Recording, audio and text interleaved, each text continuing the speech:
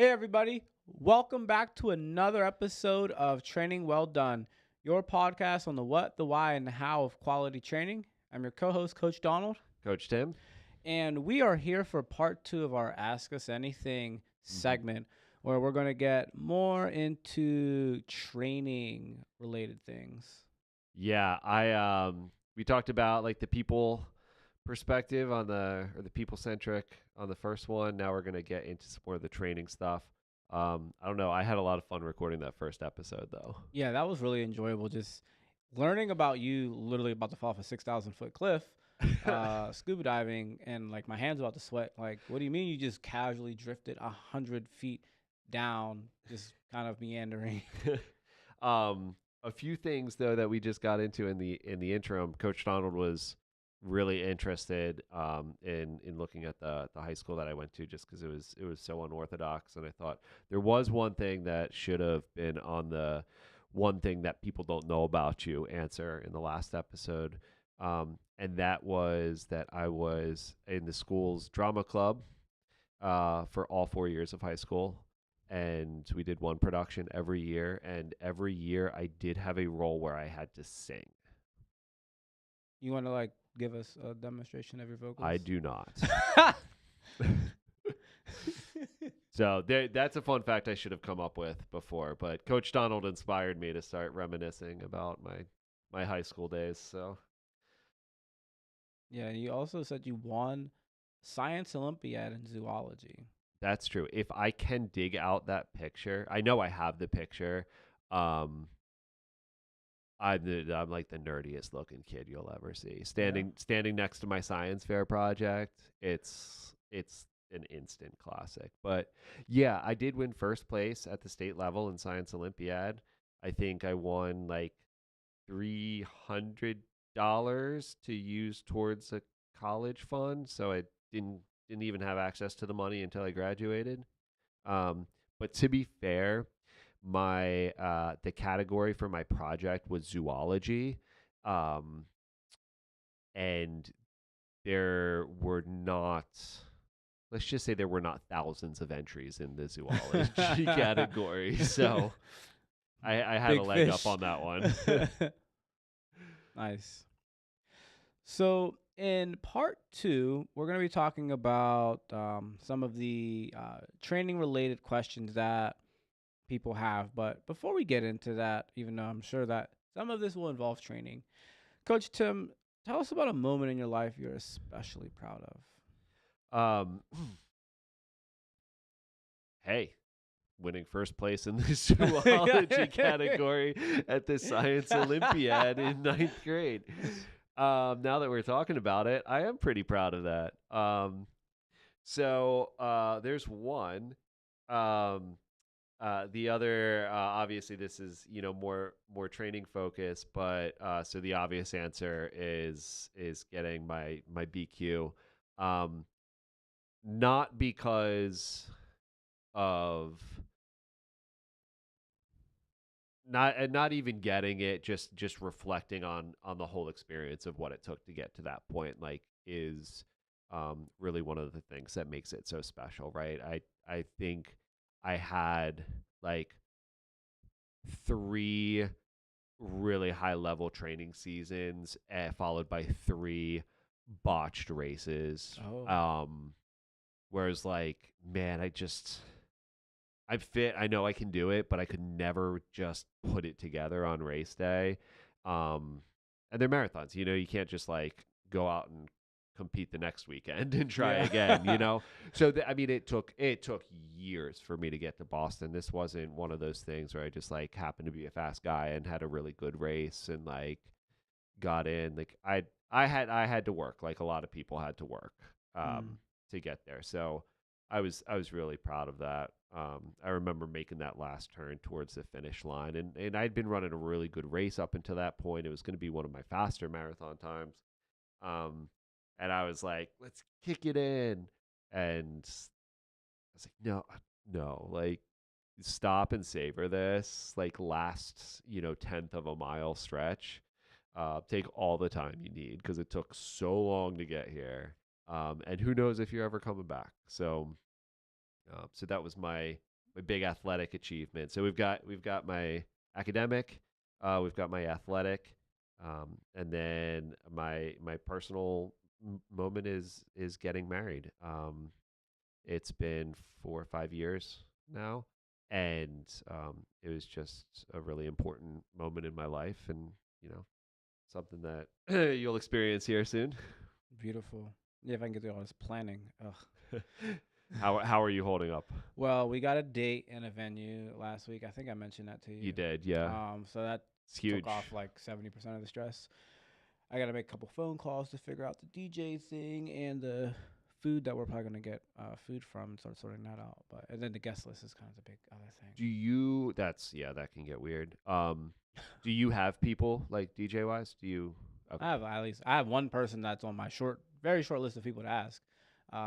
If he can't or doesn't want, I don't know. If it doesn't work out, then I'll have to go figure that out. I think she has some people too, though. It's yeah. It's a good thing to have connections with.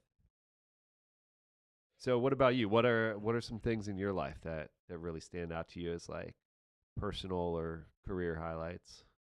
Um, I think the whole like triathlon thing for me is like a really big achievement. Like finishing the half Ironman. That I didn't know how to swim Yeah.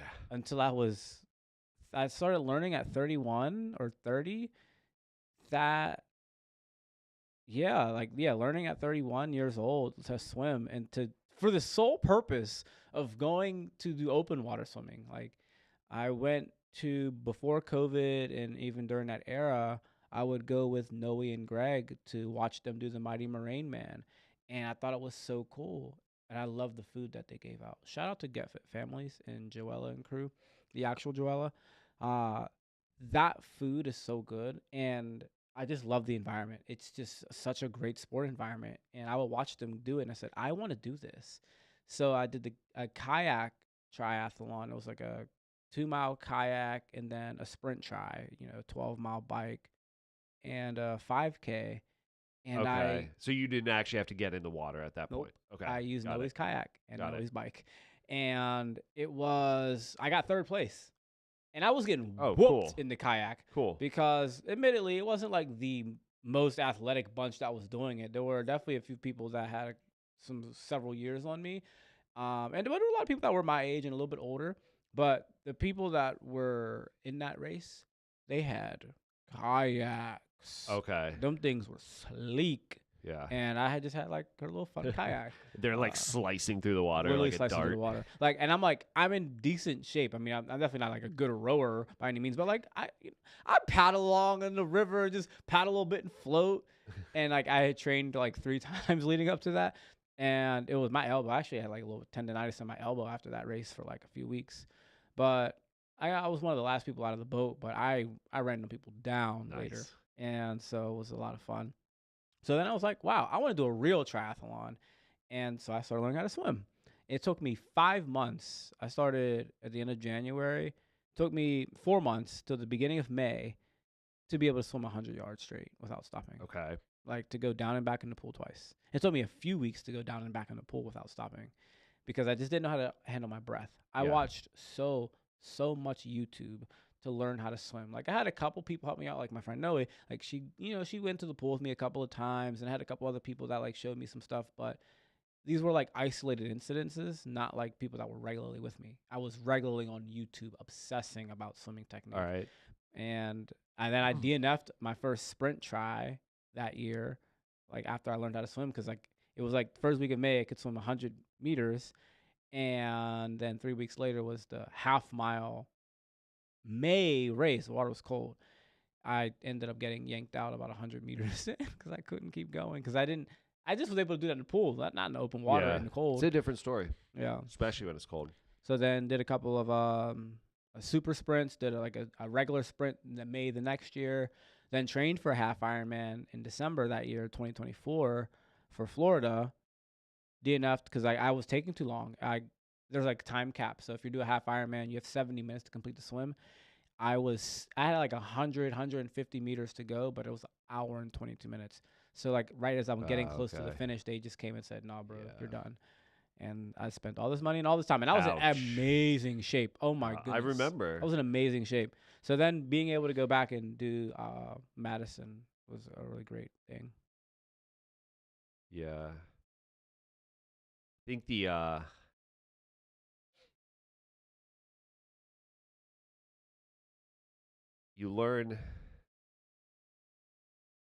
you learn more from defeat, right? And I think that's what maybe makes that story so special is there's that redemption component to it, Yeah. right? Not like I trained, competed, had a good race, you know. Um, took a lot of work. And for anybody out there listening who's like not doing triathlons because you're not a strong swimmer, I'm raising my hand, looking at myself. Coach Donald taught himself how to swim just to do a triathlon. So dang it, get your butt out there. Yeah, that I don't think I've ever been repeatedly bad at something so much. Like, not that I'm one of those people that's good at everything I do, but I obviously like anybody else, I gravitate towards things I'm good at. I've never Sure, been yeah, like literally not good at something, not competent actually, and then yeah. kept doing it. I was gonna say, not even not good, just like have no baseline to start with, Yeah, and as an adult too, it's not like you're a kid saying, "Oh, I don't know how to swim, but I think I can pick it up." Like yeah, you had every reason to say, "I'd like to do tries, but just not for me." yeah. So, very stubborn. Other thing I would say, getting my master's was great. Um, that was not nearly as hard as doing a triathlon, a half Ironman, but it was still like it was it really had nothing to do with the degree. It was that era of my life up until last year. That was like I still almost consider that peak, Donald, Okay, 2015. Like okay. I like look at 2015 like with googly gleaming eyes. That's when I did like the Exos internship I talked about where I met Dennis in the previous Yep. episode. That's where I like started going to other countries and doing a lot of the travel there. That's where I started understanding sport performance coaching a lot more and understanding like what I wanted to do with that and really playing with like how do I, you know, do what we're doing with GHP now and the things that I want to do in the future. Like a lot of these ideas came from back then 10, 15 years ago, 10, 12 years ago. And also the whole like just my background with not having family members that were in school and just the turmoil of like my youth, like wow, I have a master's degree. Yeah. And it makes me think about there's this motivational speaker I like, Eric Thomas, E.T. the hip hop preacher, who I was like I was one of those toxic work people in high school. I'm sorry, oh I don't know why my nose itches. In college, like I didn't I watched this man's videos way too much, but he was this dude who said his granddad didn't finish high school, his dad didn't finish high school, and he didn't finish high school. So he went and got a PhD because he's like, if I got a PhD, my son at least has to finish high school. And I don't know, that like it stuck with me, and I'm like, I want to get a PhD one day, but Yeah. not for the same reasons. But like, it was just great to like have done that, and like, wow, like this thing that 3% of foster kids like will actually ever just graduate college. Now the thing I don't know about that stat is I don't know if it's 3% of foster kids in general or 3% of the foster kids who go to college will graduate. But like just being Oh, able to yeah. do that and get the paper was just awesome, and it was just a wonderful time of life. Um, and the other thing I'll say is coaching in Kenya, So which came out of so that. tell me about this because like this is something I know that you have done, um, but I don't know like how it came about, what it looked like in actuality, how even like how long you were there. Oh, so this is a story. Bear with us. My the end of my junior year of college, children, youth, families is like basically DHS, the Department of Human Services, the CYF people, like the foster care people. Okay. All right, so they had a independent living program, and I lived with my sister, and I kind of she was my place of refuge. I was not that tidy. As much as like you might think I'm tidy now, when it came to me being at my sister's house, I was very relaxed about everything I did. And I realized that I would do better if I was on my own. And it was also like she was getting annoyed with me. Not like in a bad way, but it's just like, let me get my own place because they're offering and they like literally housed us. Okay. So I lived with one of my homeboys' younger brothers in Oakland when I was home for break. Well, that summer, I'm getting more comfortable telling the actual story. I used to tell like a slightly abridged story. I was learning about dating. I was trying to figure out my dating life. And so I was on the internet, as like a 20-year-old, 21-year-old trying to figure this stuff out. Well, this guy who was a dating coach at the time apparently became a life coach. His name is Mark Manson. He's the guy who wrote the book The Subtle Art of Not Giving a Yeah. F in the orange book with the black Yep. letters, and he co-wrote Will Smith's autobiography. Okay. He's a great writer, and I still follow the guy to this day.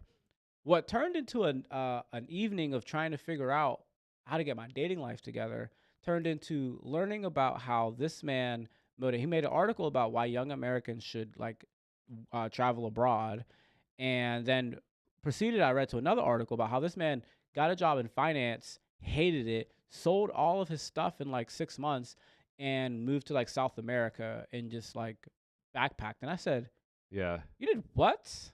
Like that was bewildering to me. I thought I had to be like some old rich guy to like leave the country for any meaningful thing. And so I was very ignorant of the world. I knew about like 12, 15 places, like all the 12, 15 places that everybody else knows. Okay. And, London, Japan, and China, and Paris or whatever, Mexico. Mexico. So I was like, wait, what? So I became fascinated with this. My entire senior year of college, I was like reading like backpacker blogs. There was one dude, wanderingearl.com, and all these other things. Well, when I was always a map nerd, so we caught the bus a lot as a Okay. kid, and I had a stack of bus Yeah. schedules like this big of all the Port Authority bus schedules, and I would read them, and I knew like the bus system. By the time I was in high school, like and in foster care, they would give me like a bus tickets to go like visit my mom. I had like a 2 zone bus pass, which would give me all through the county, and I Right. was just on the go in high Yep, school, like yep. here, there, anywhere but there actually, and I would like I kind of just figured out how to get around. I looked at maps. And so then when I was moving to Texas for grad school, I looked at the map and I was like, wow, San Antonio is pretty close. I don't know why I knew about San Antonio, but it was like San Antonio is pretty close because I was in Austin. And then I looked at the Mexican border and I said, wow, Mexico is also really close. Maybe I should go to Mexico. And that came on the back end of a thought because after I read his articles, I was like, what if I traveled abroad and trained athletes and just was like a traveling trainer? And so I read all these backpacker blogs, and when I went to Texas and I found out about Mexico, this idea said I should see if I could be one of those backpacker people. And so that whole fall, I ended up planning a trip to Mexico.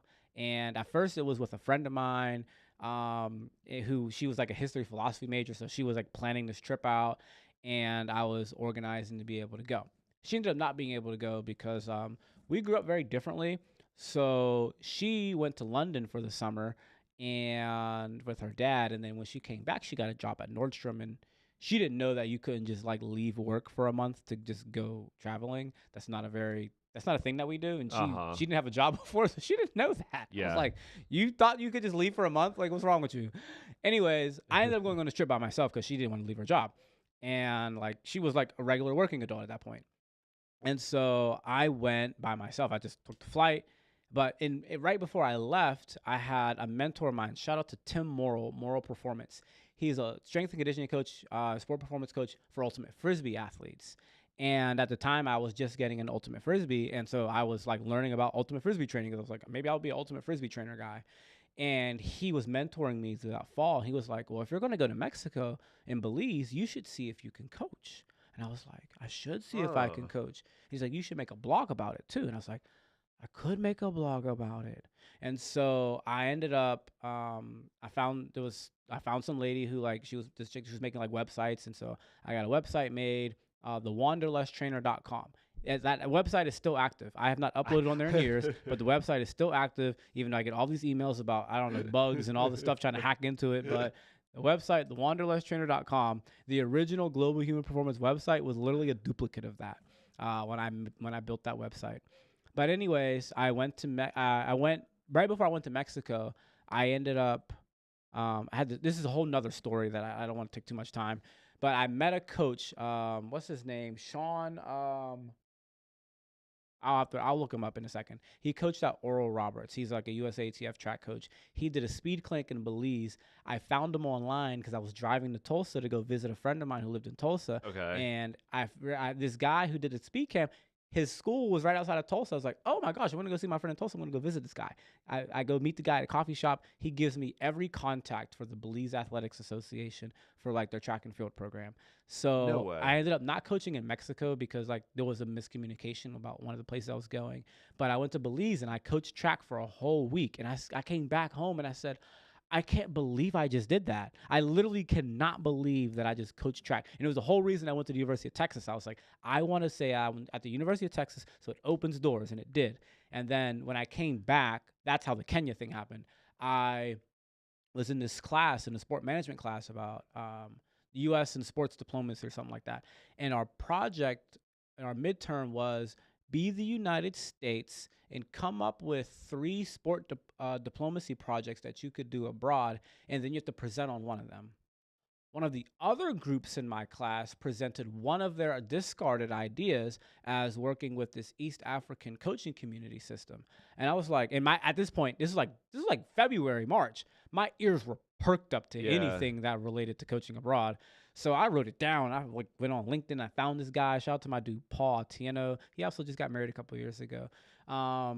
But my dude Paul, I found him online, and we went back and forth the whole spring about like basically. I'm like, hey, can I be helpful? And he's like, look, anytime during after your studies, Kenya will welcome you. I said, you will welcome me for real?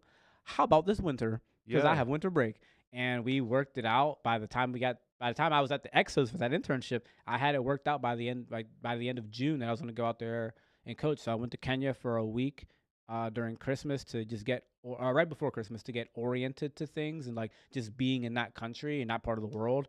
I was studying the world at the time. I was becoming the worldly Donald that people might know me to be Okay. at the time, and I was like, I had to go to Ethiopia. It was the only uncolonized place in Africa, and I said I have to go to Ethiopia. And I fell in love with Ethiopia because first of all, like women are beautiful in Ethiopia, and like they have a sense of pride about themselves that was just so cool. The music, the dance, the food is just so different in Ethiopia. I spent a week there.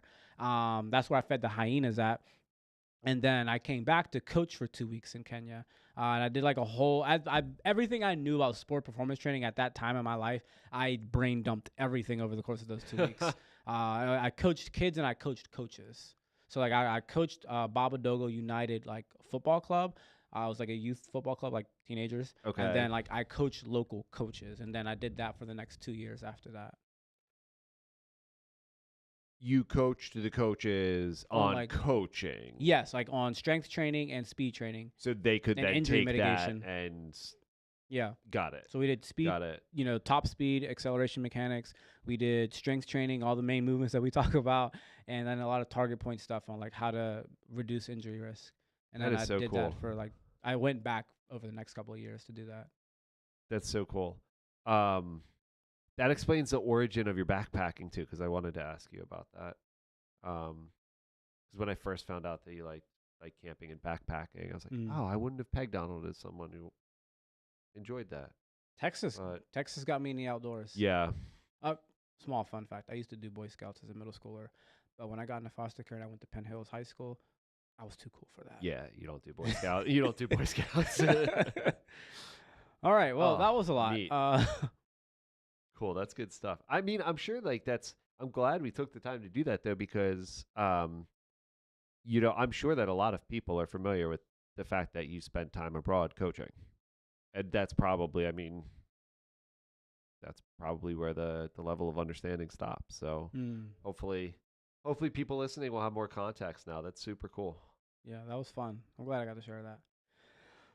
All right, so people want to hear about you competing, and there was a request from our very first episode from when I asked you about how fast you were, and you dodged the question about how fast you were.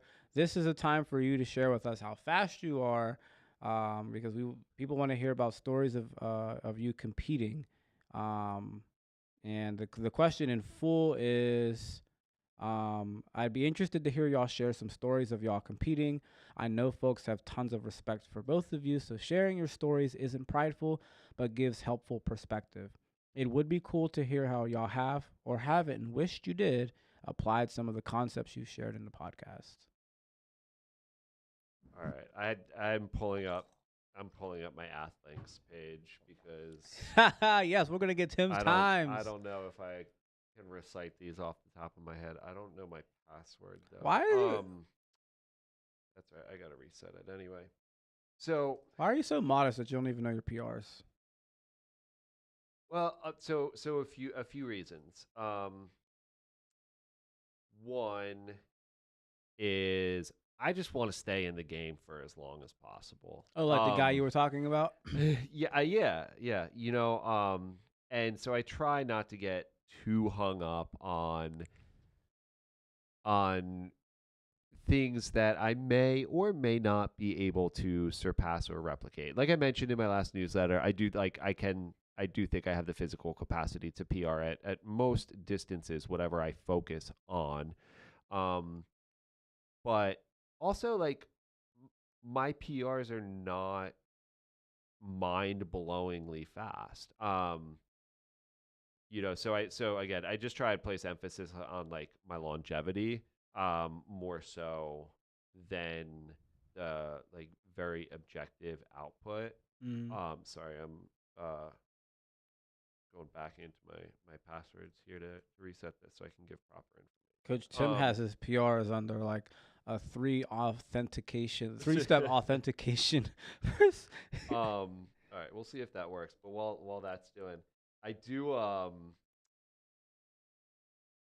there were three notes that I made here as far as like a racing standpoint or like to the question here. I feel like I know who asked this, but um there are a few stories that are fun for me that I like to share. One is there was one year that I was scheduled to run the Great Race 5K. Um and I was pretty, if I remember correctly, I was pretty fit. I don't know what exactly I was expecting to do for that particular race, but I remember I was living downtown at the time. That was when I was working at the YMCA, and I had this sweet situation, like rent controlled apartment in like Mm. one of those places downtown and in the cultural district, like all utilities included type of, man, I sat on that apartment for so long. Um, and I remember being in the kitchen the morning of race day, and I had the news on because I pick up local channels on my bunny ears, man. Still have those things. So I was just like watching, I don't know, KDK or whatever.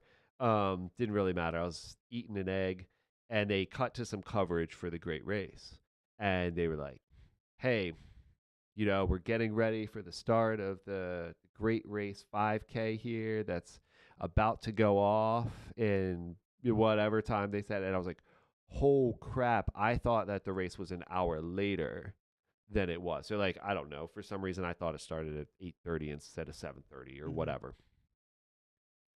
And so I ran downstairs. I jumped on my bike. I hauled ass out to Oakland through Uptown, just like as fast as I possibly could. I'm coming up fifth and like to the start line, and I'm just barely gonna make it, and so I had to ditch my bike. I just like threw my bike into a bunch of bushes and kind of hoped it would still be there when I got back, which is why I love riding beater bikes because if it wasn't, you know, no big deal. So like jumped off my bike, threw my bike in the bushes. I'm running up to the start line like as they're singing the national anthem. So then I'm super embarrassed because I'm coming up behind all of these people like with their rifles holding the flags. Everyone is looking at them and I'm just one crazy guy running up behind in the opposite direction. Jump into the corral. Thankfully, it's like the Great Race 5K, so I could just like shimmy in from the side and not have to work my way up from the back. And then the gun goes off, and I like haul ass back downtown. Um, that is, oh, it didn't log me in. That is still to this day my 5K PR, which is absolutely nuts. The adrenaline must have just Oh my god. been crazy. Um, How much time did you have between getting off the bike and the gun going off? less than 10 seconds. Less than 10 Yeah, seconds? it was So you didn't even get close. to like take a deep breath. No. It went from 0 to 100 as soon as I had to like drop my food and run out the door, and it just didn't stop, which I think probably helped, right? Like it's a 5K event, You were so it's super warmed long, but up. I was just like, ugh, I was warmed up, I was fired up. Um, so, um, and my bike was still there when I got back, so that was a good day. So that's one fun story I have about competing. Um, the other is that I went to Chicago for the first time I went to Chicago for their marathon.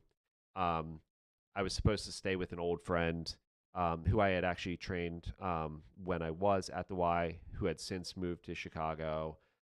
They were gonna like show me around town, give me a place to stay, like do the whole thing. Um, and I was like, great.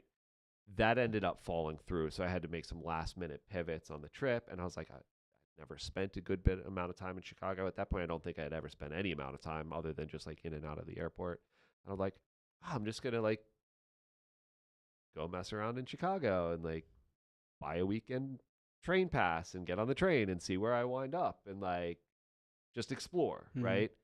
Um, Ended up exploring way too much, spent a lot of time on my feet. Um, they have a local beer called a Daisy Cutter, which is super good. Um, so I probably had a few too many of those and less water than I needed. Um, and get to the start line on race day. It was hot, like hot. And I was like, oh man, I could be in trouble. Like once this cloud cover goes Mm. away. So I run the first 10 miles of the race, and I'm like, I've got to pull out, or I'm going to wind up like on an IV in a medic tent here. Um, I DNF the race, and I'm like super bummed because that was supposed to be a really strong race for me, and I'm like, you were just being you were dumb. You like screwed up this whole trip, and blah blah blah blah blah. Which I was, and that did happen. Um, but I was able to get back a few years ago. Was a little undertrained for the event this time, but I was like, just put your head down, get it done, because I don't keep many race medals, but that was one that I really wanted. Mhm. So I thought like it was a fun story that like the first time didn't go quite as planned. Second time definitely a little underprepared, but like in a lot better of a headspace. Did you go And back just and just mm, grind out a race. Yeah. did you go and get a daisy cutter like after you actually completed the race? No. Do they still Nope. have those? Yeah. Oh. Yeah. Um, as far as I know, I guess it's a local thing there. But no, I got in trouble before the race, and after was just like, I cannot, I cannot. So those are two like fun racing stories. To answer your question, I did get into my athletics. To answer your question more specifically, Coach, and I don't want to eat up too much clock here. Um, my marathon PR is just under 3 hours. It's not crazy impressive. 2:58:39. Um, Still, man, I will say I that's was in rolling. 250 shape for that. Another fun story. Um, What race was that? Yeah. this was November in 2020. It was a small race just north of here. One that I really enjoy doing. It's an out and back on rails to trail. Um, I was in 250 shape for that race. That was my best training. It was COVID. We weren't doing anything except Mm-hmm. running. Um, I was in the best shape. Um, I at the start line, needed to lose my shirt, so I gave my bottle to Bethany. Um, Lost my long sleeve, handed that to her, gave her a kiss, got in the start line. You know what I didn't do? Get that water bottle back. It's an out and back race during COVID, so there are no aid Uh stations. huh. I was like, oh my god. It was So a I full was like, marathon. yeah. Whew. So I was able to pick it up at the halfway point, but I was that was a little too late. So even my PR is not my best race, What which would you is say is why your I best think I marathon? still have some out there. My best marathon, I think, honestly, um, was Boston. It wasn't my fastest, Mm. obviously, but I was pretty prepared from a training standpoint. I executed the race really well. Um, I felt really, really strong on the hills. I felt really, really strong through the finish. Like the last 2 miles of that race, I was just dusting people who were falling apart. Like, and I'm like, hey, good job, keep it up, But in the back of my mind, I'm like, dude, yeah, let's get it. Um, so that was probably my strongest, Mm. strongest full marathon. I did have a really good half in New York, which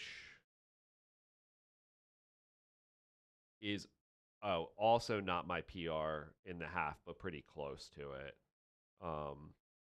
122 That's so was like New fast. York. 120 is my PR for half, but like I said, age group competitive. That's There's rolling. there's a few things I have not done. I still think I can do a sub 250 uh, full marathon, hopefully 245.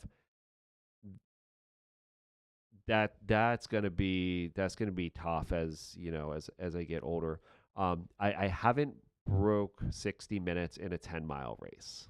I've tried several times and I've come really close, but I Mm. haven't gone sub 60 in a 10 I miler. feel like you need to do that all on the same training cycle. I don't know if that's bad advice, but like I feel like Right? like you think about the years that like come up, and there's certain years where like, all right, this is a year where like I can do like 9 really good months of training, because like after you do that, you might not feel like it anymore. Like Right. staying in that or even close to that level of fitness. Like you might, but you might not really, especially if it takes up so much time and energy to where like, all right, if I'm gonna go through this 9 or 12 month training cycle, like I'm gonna peak for a few of these races. I'm gonna just put these races scattered Yep. throughout the training cycle to try to like check those boxes off, and there'll be great intensity boosts.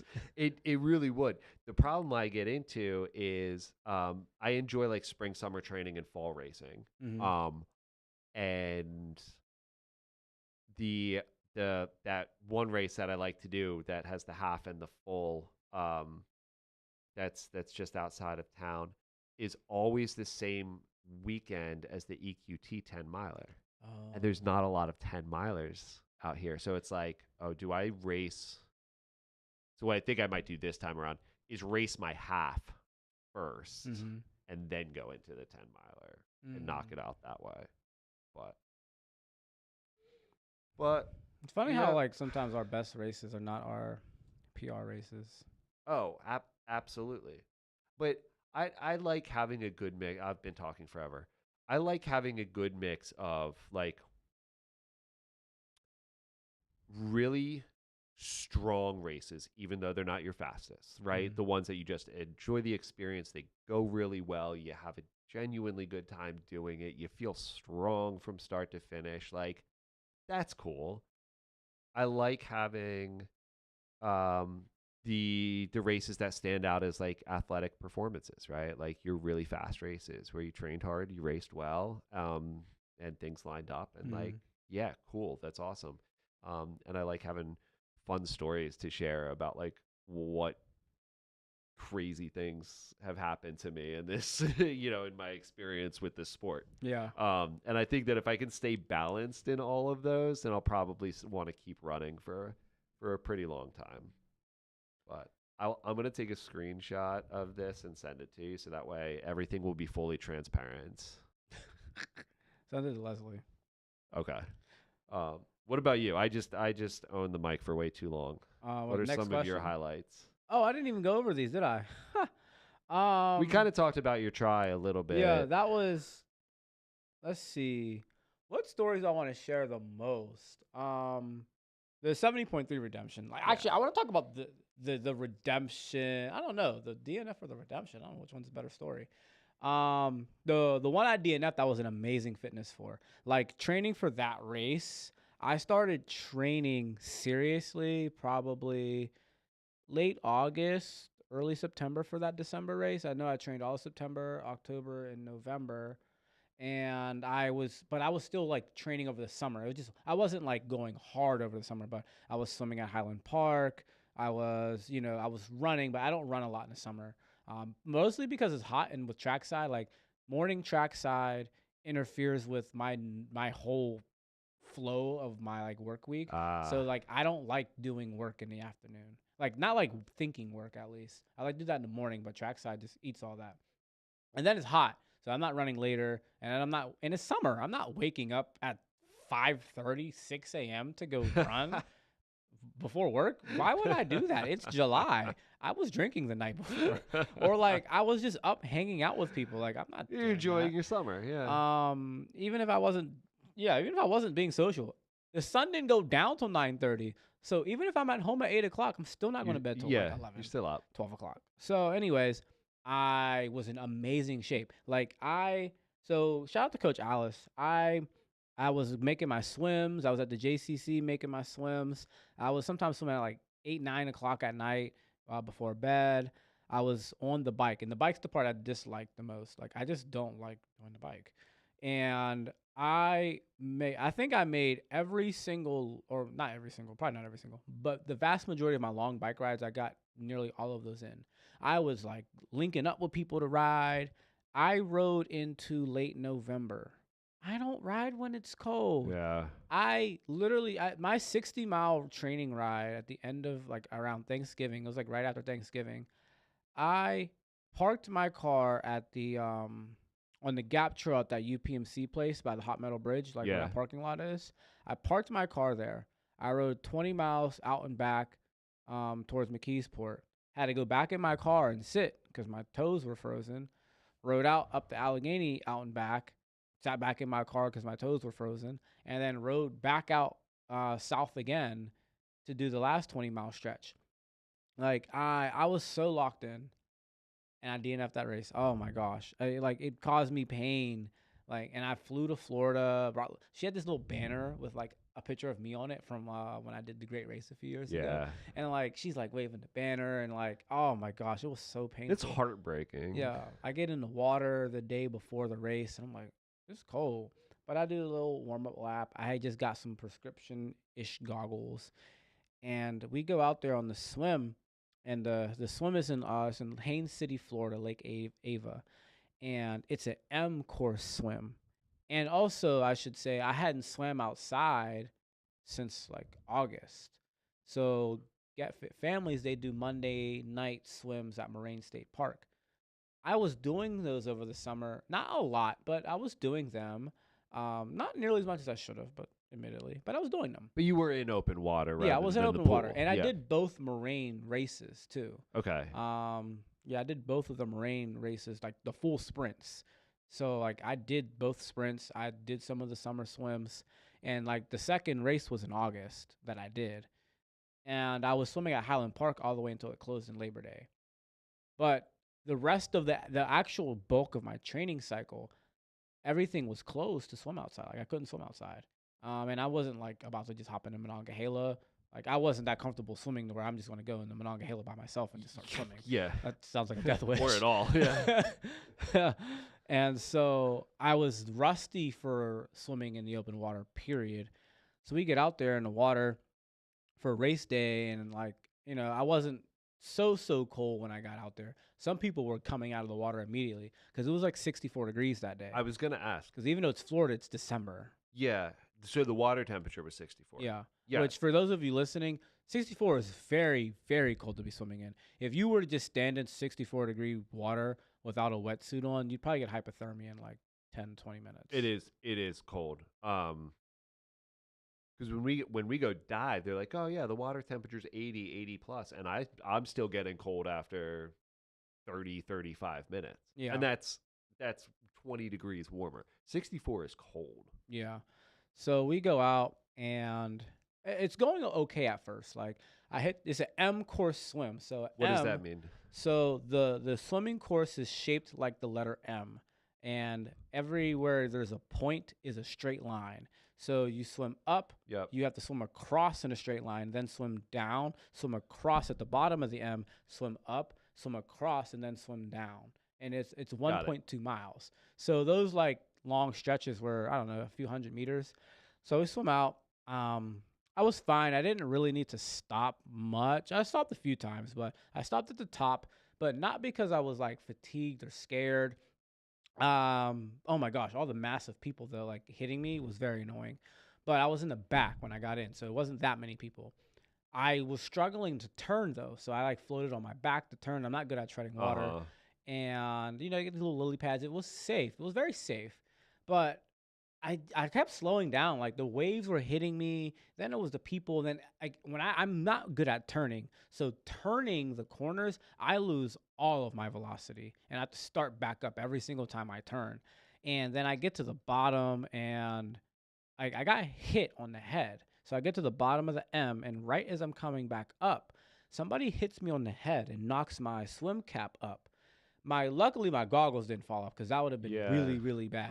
Because like I'm just not good enough at treading water to just have my goggles get knocked off and like me be And safe. be fixing them. Yeah. I would have probably had to pull out of the race. I would have had to like float and just like, yo, somebody help me out. But it did knock my um, head cap up enough that my ear was exposed. So as I'm getting to the top of the last corner of the M, like I just got so cold, and I was just struggling to keep swimming. Like part of it was fitness. Like I had been working out for speed, and like I was doing like 2,000, 3,000 yards in my workouts, which was like enough. I mean, the race is only like 1,900, but I got cold and I got tired, and I looked at my Strava when I was coming back, and like my pace dropped so much, and I'm swimming down the last stretch, and I'm just locked in, but like I'm kind of like, I don't want to say that I'm fading out, but like I'm starting to get thoughts like, yo, if I just like fell asleep, like I'm getting sleepy, I'm getting tired. And in hindsight, I think it was because I was getting really cold. Yeah. And so they pull me out. I had like 150 yards to go. They end up pulling me out, and I'm first of all, I'm pissed. I'm mad. Like, no, let me swim, but they cut me off.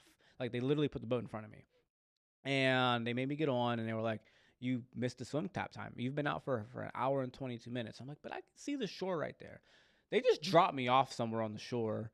Leslie's like losing it, I find out, because she doesn't know where I'm at. And like she was at the swim exit because it was a different portion of the lake where the exit was for the For swim. where they dropped you Uh off. huh. And like they dropped me off at the beginning on the other side of the beach. So I had to walk back. She's over there and she's like, the cutoff people were like, yeah, we stopped letting people come on.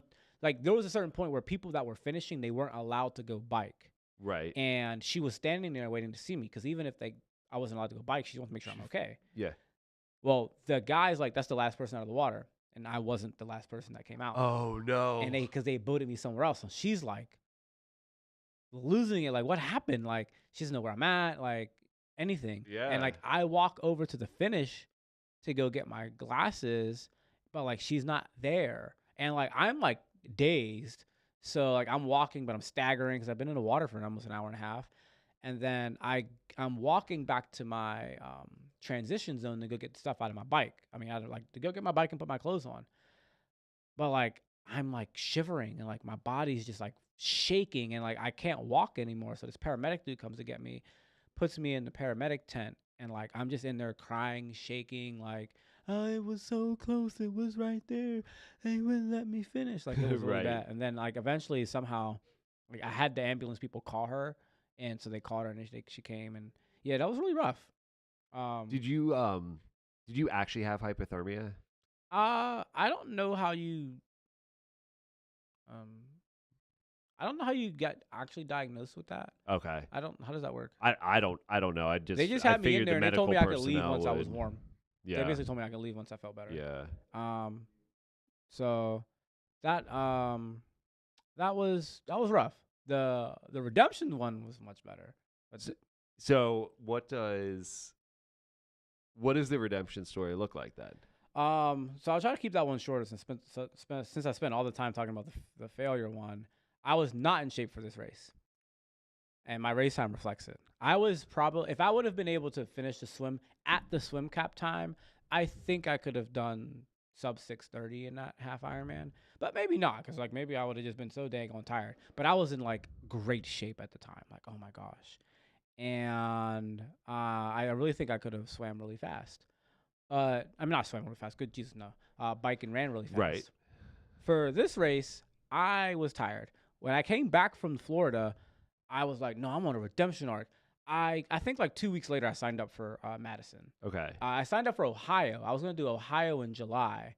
And I signed up for the marathon that you trained me for Virginia. Yeah. And I was like, yeah, I'm getting back in shape. So I did the Virginia marathon, but I ended up pushing it back the half Ironman to Madison because it was track season, and I just recognized like I don't think I'm going to be able to train enough during track season, and I was like reflecting on a less emotional state about the race, and I'm like, I need all summer to swim outside, and I want the race that I do to happen at the end of me swimming outside all summer. Right. So I pushed it back, and it was also just an easier time in my life to like do that in September than it was to do in July. So I do the Virginia marathon. Thank you for coaching me for that one. Got it. And I was sick of endurance training. Sick of it. Sick of it. All I want to do was lift. So when I came back from Florida, I was pissed. I lifted weights for 16 straight days when I came back from Florida. We went to a boot camp the day after, and I was just letting people have it. I was just showing off and like, cause like I had all this pent up energy because all I did was swim, and I didn't even do that good of a swim. So my legs just had all this energy. So like I'm at this boot camp working out, and I come back home. I lifted at the gym for 2 straight weeks. I remember that streak. Yeah. And then when I started training for the marathon, I had to stop lifting because I was doing like this intense powerlifting program, and I could not keep up with the 5-6 days a week of running and like powerlifting hard for like 3 days. So I ended up like burning out. I stopped lifting and then just only ran. But when I got done with the marathon, I said, I'm only lifting. And then you know what? I want to go to track meets and sprint because, the kid score, like I was watching him run and he was doing so good. I'm like, I was the same size as him in high school. Yeah. And I had the same PR as him in high school as a freshman. And he's way faster than I ever got to be. I'm about to start sprinting. So then all I did all summer, but I was like, I'm signed up for this half Ironman and I'm doing it. I just don't want to train for it. And I was like, I just did a marathon in March. I have residual fitness. I will do the bare minimum aerobically to be able to complete this half Ironman. All I'm doing is swimming. So all summer I swam. I went to Moraine probably every other week. I went to Moraine, and more like I went to Moraine 2-3 weeks in a row, and then I wouldn't go for a couple weeks. I swam at Highland Park 2 or 3 days a week, though. I was swimming outside at Highland Park 2-3 days a week on that long course swim, 50 yards. And then I was lifting and running, lift, sprint, lift, sprint, lift, sprint, swim, lift, sprint, swim the whole summer. So when I went and did the half Ironman, it was amazing. It was a time of my life. Matt, it was a beautiful day. I was nervous the day before because the corner buoys blew away and the sun was in my eyes, and I got nervous that I couldn't actually see the course, and I had to like use my tow buoy a little bit. But during the morning of, the race director was like, oh yeah, the corner buoys blew away. We found them. I was so nervous about the first 100 because like it was a rectangle swim, thank goodness. And the race course day, because the corner buoy wasn't there, you made like a 45-degree turn onto the first straightaway instead of going to the corner and turning. Like if you cut so you don't like have if to, you took a piece of paper and you cut the start, corner, the sun was right there. So if you make the diagonal turn, the sun was right there. You can't see the buoy. But the day of the race, if you swim to the corner and you make the 90-degree turn, the sun's never in your way. So I got to the red buoy. I'm like, I could see the red buoy the whole time. I make the turn. I said, oh, I could see the next couple. Oh, I'm good. I was passing people in the water. I never passed people in the water. I passed people, and I started in the back. I passed people. It was magnificent. And, like, I would just catch the buoy, and I'm flowing. The water was crisp and blue. I think the water temperature was, like, not that warm, really. It was, like, 70 maybe. But it was, like, good enough. I had a long-sleeve wetsuit on, and I'm cruising. Because once I passed people and I got to the first buoy, I was good. Because the issue for me, one of the big issues swimming-wise is the ventilation. When you go from rest to swimming, well, your aerobic system kicks in, so your breathing picks up. And when my breathing picks up in the water, I'm like, oh, I'm about to die. Versus like, oh, wait, this is a normal part of exercise. Thing. This happens when I run. I just don't notice it. Yep. And so, yeah, I get through the swim. I'm on the swim back, and I'm thinking about Geno Smith, the quarterback for the Seattle Seahawks. I'm like, they tried to write me off, but I ain't right back, though. I literally almost choked on water laughing at this. And I got off. I got out. And they stripped the wetsuit off, and Leslie was waiting on the ramp. And I have a video. It's on my Instagram. I was like, I said that. I was like, I was just so happy. The bike sucked because I was not fit enough to be riding the bike that fast, and my bike's just not that fast. But it got done, and then the run was like a run, like it was like a 2 hour half marathon. Not my best half marathon by any stretch, but I was locked in. Like I didn't have an issue until the last 3 miles. I had a pace. I said I'm going to run at 9. I think it was like 9 minute mile or slightly over, but like I ran right around 9 minute mile over and over and over again. And because I was like one of the back people out of the water, and I didn't like do a stellar job on the bike. I got to pass people on the bike, but that wasn't like amazing. I spent the whole 2 hours passing people on the run. I got passed twice. Huh. I passed hundreds of people on the Yeah. run. And then like around mile 10, my legs started to break down. Yeah. But that's where you had like we were saying sometimes those races, like not every race is going to go your way. But the quality of the experience and feeling good from start to finish is a really special feeling. Yeah. Let's rapid fire these questions so we can get to the last one, and I think we can do that one pretty quickly. I like it. Awesome. So, what's your favorite places to run in and out of the city, and a dream race? So I like to run anywhere where there's like water and trees. So even if that means like North Shore Trail, that's a solid go-to. I don't get a chance to trail run as much as I would like to, but I do enjoy it. I love training at Shenley Park because you've got like the track, you've got the oval, you've got hills, you've got trail systems. Like you can string together a 20-mile mixed workout pretty easily. So Shenley Park would get my vote as one of my favorite places. I'm gonna go with Frick Park. I love running in Frick Park. It's like a really accessible woodsy place to go. I coach at Shenley every day almost of my life. I refuse. I try not to run at Shenley if I don't have to. I run at CMU if I need a track because like I'm seeing like Shenley is work. Like I don't even feel comfortable hanging out at Shenley to just hang out with people. Like Shenley is for coaching. Yeah. CMU is for fun. I love running on the river's edges downtown, like the North Shore you were talking about. Like I love running on the river's edge trails downtown at night, especially because the buildings are lit up. Oh, it's beautiful. So much fun.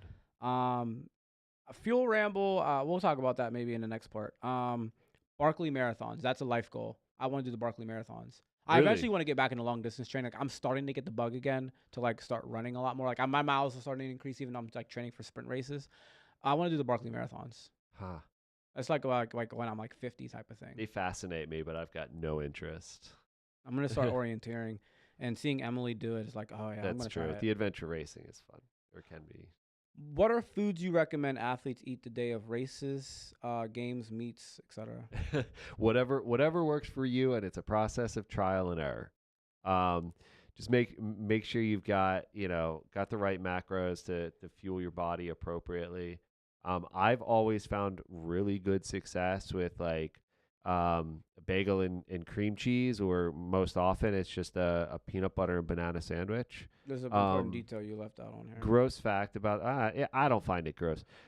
My pre-race peanut butter and banana sandwich has to be at least a day old. I can't make it that morning. What? I've got to make it the day before, and it's got to sit in the refrigerator.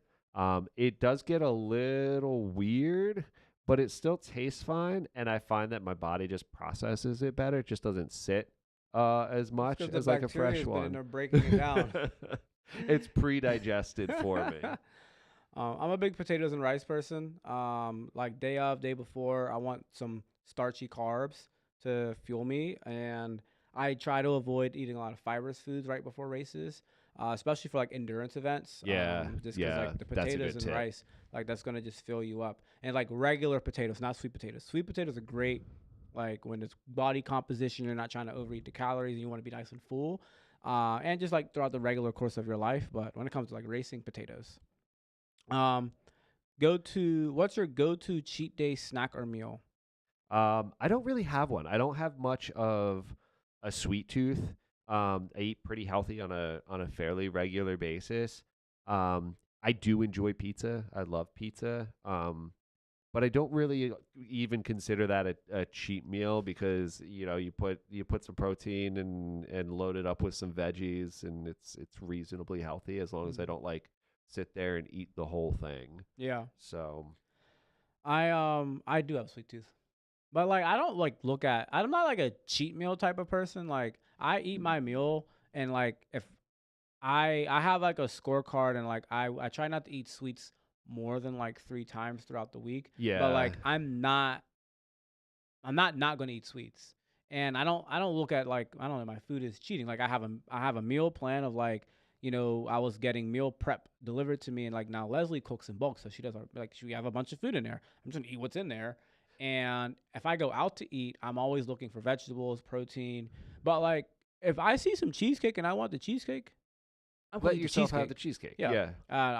I live down the street from 5 Points, so I go get pastries. Like I have a sweet tooth. I don't have cheat meals. I just don't try to like be too rigid about it, but it's also not a burden for me to eat like vegetables, protein, like and Hmm. eat a lot of plants. Like if I just eat meat, plants, like there's no burden for me to be like, oh my god, I just must have name XYZ ultra processed food. We should get Coach Leslie on here to talk about this a little bit more. But I wonder if like that like quote unquote cheat day mentality it creates this like all or nothing relationship with food, which may or may not be the healthiest long term. Yeah. If you have a craving for something a little sweet, indulge. Just don't go crazy. So our last question, I think we'll have a slightly longer thing, but we want to try to wrap this up. When it comes to selecting my weights and load, I'm always torn. I don't mind going light and focusing on form, but I also know I need to push myself on my loading to maintain or build muscle. However, if I load too much, I end up with intense soreness, bordering pain, for several days afterward. How can I discern in the moment if the weight or load is enough to activate muscle growth, but to not do too much that I sacrifice posture and pick up some pain? What kind of cues do you use for yourself to know, oh, I've gone a little too heavy here today, or sensations that cue you to load up or down on the next set? I'm personally coming from the adult fitness and field sports side of the gym. Yeah, so this is a great question. Kind of brings us back to some of the more of the technical stuff, and we probably could have talked about this for an hour. So we'll try not to get too crazy here because I know we got to wrap this up.